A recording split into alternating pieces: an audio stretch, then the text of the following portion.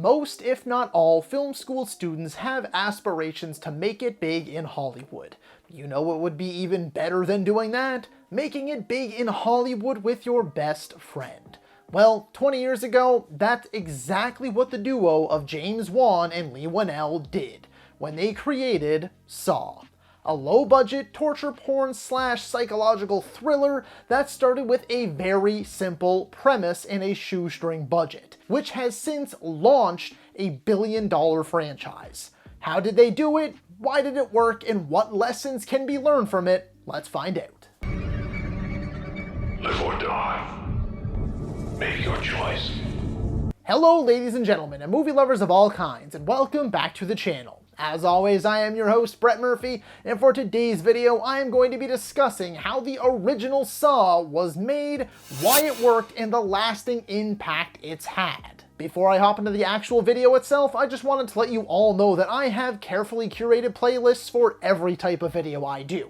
Be it video essays like this one, ranking videos, top 10s versus videos, and so much more. There is a playlist for all, so I encourage you to explore the channel a little, and I guarantee you'll find something you like. And if by some chance you don't, then be sure to suggest something you might like. And so without further ado, let's hop right into things.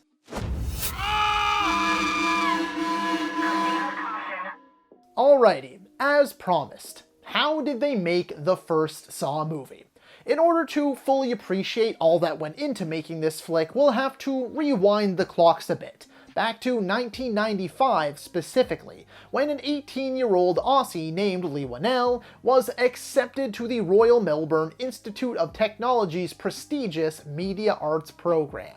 After witnessing the presentation of a short film featuring zombies in one of his classes, Leigh wanted to connect with this individual to discuss their shared interest in horror, a genre that he said many of his fellow classmates felt was beneath them.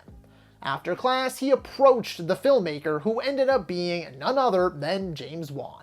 The pair quickly became friends and began working on projects for and outside of school together. Little did he know then what the two would go on to create in a short few years and beyond. As they continued making their way through school, the two worked odd jobs to make ends meet. But one thing remained consistent: their passion for filmmaking and ambitious goal to make a movie together.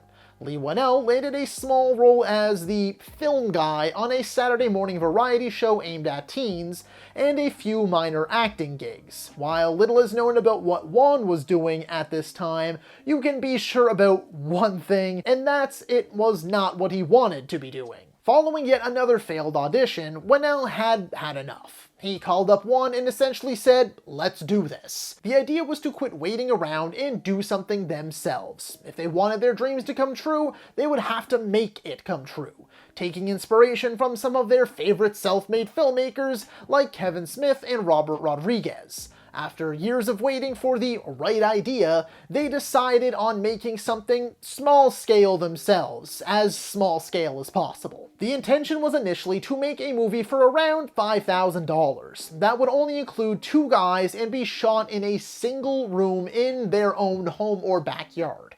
After years of being critical towards one another, challenging each other to come up with something truly unique, throwing ideas involving nightmares and astral projection just right out the window, they landed on something simple yet effective. Using their plan to create something themselves, the idea grew from two guys in a single room to two guys trapped in a room with a dead body, a gun, and a tape recorder. From there, they conceptualized the final twist and knew that the traps would be an essential element.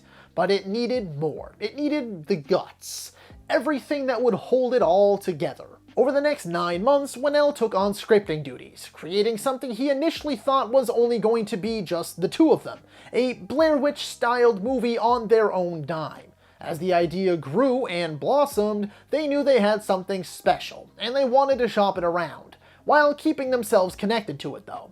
James would direct, while Leigh would write and star, no exceptions.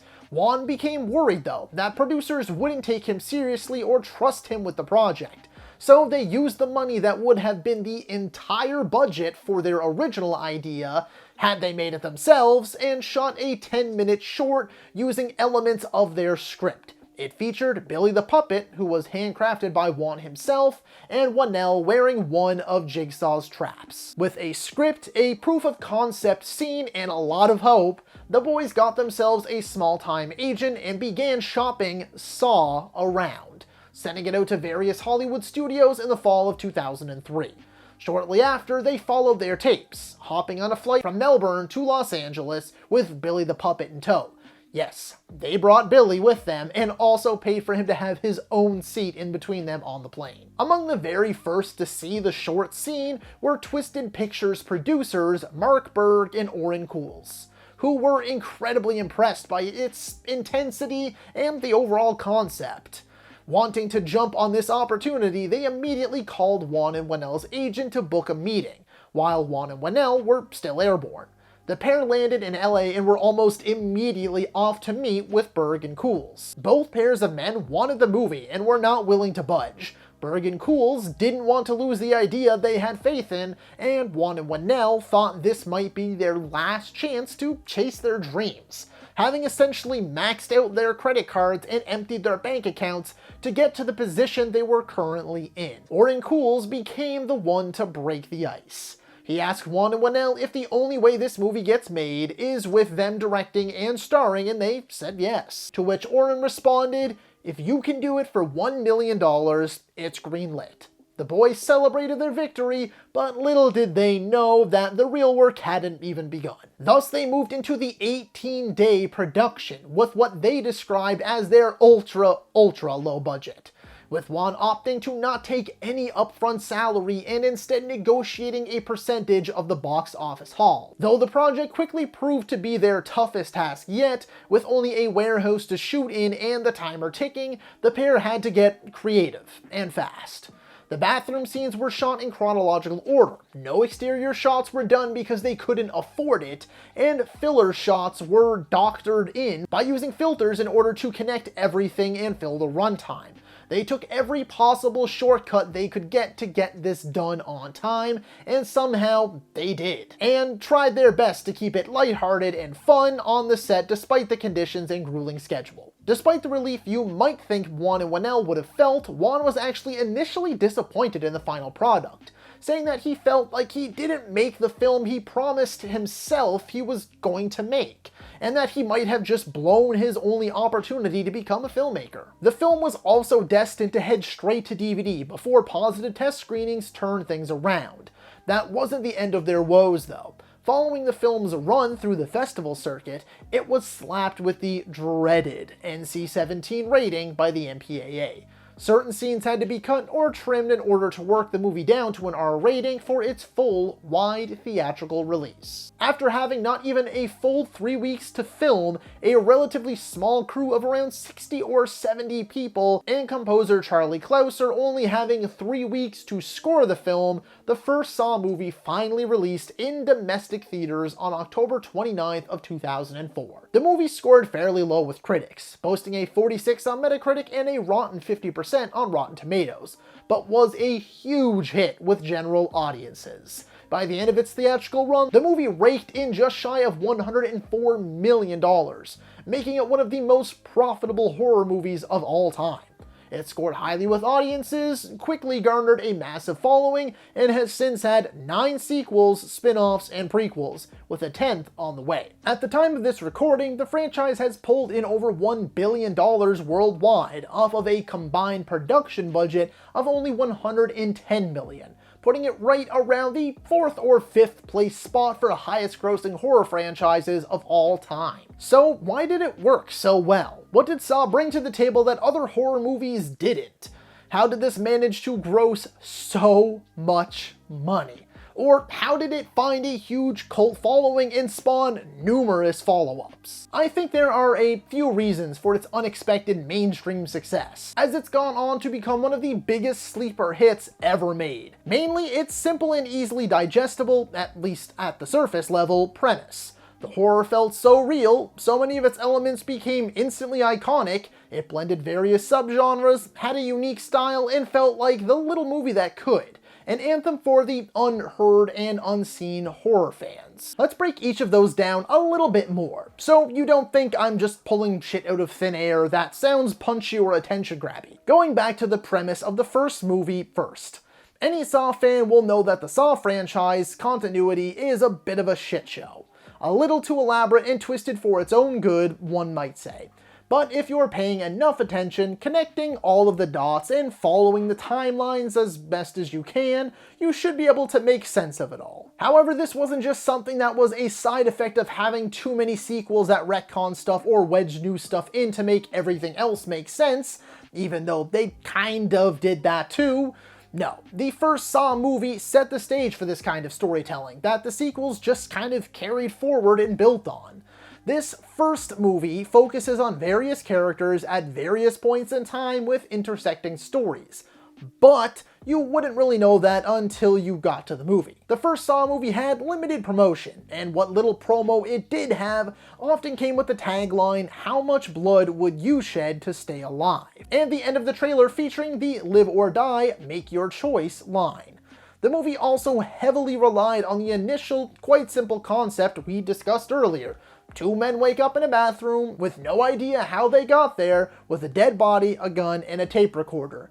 The initial trailer alluded to a bit more, but kept things purposefully vague, which intrigued moviegoers. Next is that the horror felt so real. Again, the movie was made on a shoestring budget by amateur filmmakers with only 18 days to shoot. So naturally, the movie came with this dark, grimy, and gritty feel. It almost felt cheap. It was very rough around the edges and at times almost like a snuff film. Whether it was the psychological horror of how far would you go if you were in this situation, would you cut yourself open, kill someone, etc., or the actual horror of being torn apart by these traps. The razor wire cage, the room full of broken glass while you're covered in highly flammable substances, and of course, the reverse bear trap. Thanks to the quick-cut editing, terrifying traps, hopeless situations, and philosophical questions, the horror of Saw came at viewers from every side and had them crippled with genuine fear. That leads perfectly into my next point, which is that the movie does an excellent job of blending various genres and subgenres. It's part torture porn, part psychological horror or thriller, and a part detective thriller. Though I should address the fact that over the years, at least this first movie has been criticized for taking many elements from the movie Seven. I don't see it honestly. So many shows and movies before and after Seven have followed detectives tracking down serial killers, but it's out there. Some people just genuinely have beef with Saw for some reason, but anyway. Nevertheless, it was refreshing to theatergoers. A movie that wasn't just another slasher or a remake or a straight knockoff of Seven, but one that blended so much into one while managing to avoid feeling overstuffed. It balances it all quite well. Then of course we have the iconography that I have already mentioned numerous times. The reverse bear trap, Billy the Puppet, who was handmade by James Wan himself, Jigsaw or Tobin Bell as Jigsaw, with his steely, instantly recognizable voice and philosophical motives, the insane twist ending, the foot-cutting scene, the crazy editing style that so many adopted after this movie, the bathroom itself as a location, the pig mask, all of it. You'd be pretty hard-pressed to find a horror fan, hell, maybe even a mainstream movie fan, that didn't recognize these things. The last thing I want to add to this section on why the movie became such a success is the movie's uniqueness. Despite how tired the formula might feel now, going back to 2004, this was something that felt original and authentic. Low-budget amateur filmmakers chasing their dream with a debut at Sundance so strong that positive word of mouth carried it to a full theatrical release. Everything in the movie felt so purposeful. Everything had intent, and there was clear passion behind the making of it. It felt like something made for horror fans and horror fans alone. I think Leigh Whannell put it best himself in a past interview. He said, "Horror fans are a strange breed. I think I'm allowed to say that because I'm one of them. You don't wear zombie makeup and go around wearing a Hellraiser t-shirt if you're the most popular kid at school. They're outsiders, and they really want to take ownership of something, and know that it's theirs and no one else's. What they grabbed onto with Saw was that it was this cheap little indie film that screened at the Sundance Festival and no one else knew anything about it except them. It was their little secret, which I think sums it up quite beautifully. Plus, again, it introduced so many unique things. A homemade puppet, insane homemade traps straight from the mind of a madman, the crazy editing style, the bare bones cheap feel to it, a horror villain that has an actual motive, no matter how ass backwards it is. So much of it was a breath of fresh air, especially at the time. Okay, now we can move into the second last section that I promised you all, the lasting impact that Saw has had. I promised to keep these last two short. First is the obvious one, the sequels. They are still making Saw movies, 20 years later, with a new one coming next year in 2025. Yes, they have had widely varying degrees of quality, but it doesn't change the fact that Saw has become one of the highest grossing horror franchises of all time with a massive, deeply dedicated fan base. And speaking of those sequels, just as a cherry on top, many people think the franchise has found new life because Saw X, the most recent one as of the recording of this video, received the best critical reviews of the entire franchise to date, with countless folks declaring this to be the best one yet. So, how much of a lasting impact has Saw had? The easiest way to sum this one up is to list off everything that Saw did right, and the things it changed. First, and probably most obviously, Saw reinvigorated the torture porn subgenre of horror. Countless movies followed in Saw's footsteps, focusing on characters in similar traps, over-the-top gore, and in some cases, like Hostel, just plain torture. Although, fun fact, James Wan disagrees with the approach the sequels took. He stated in an interview that although he's thankful the first movie would inspire so many other movies and a bunch of sequels, he never intended the movie to be perceived this way, often mentioning that the first movie is far more psychological than torture porn rooted. Then, once again, you have everything the movie has made iconic. I'll refer to Billy the Puppet, Jigsaw and the Pig Mask, which have all become mainstream. I mean, Billy the Puppet just recently got added to freaking Fortnite. Fortnite! The kids game!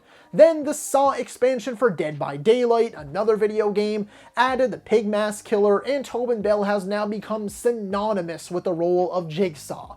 Many continue praising his performances. His voice is instantly recognizable, and then you have his methods, which are arguably the most compelling of any horror villain. I honestly highly recommend watching any of the interviews where Bell discusses his approach to the character. He's wonderfully well-spoken and adds so many extra layers to that character, making him far more nuanced than he ever had any right to be. Then, of course, this was the movie that gave us Whannell and Whannell's careers, both their careers together and solo.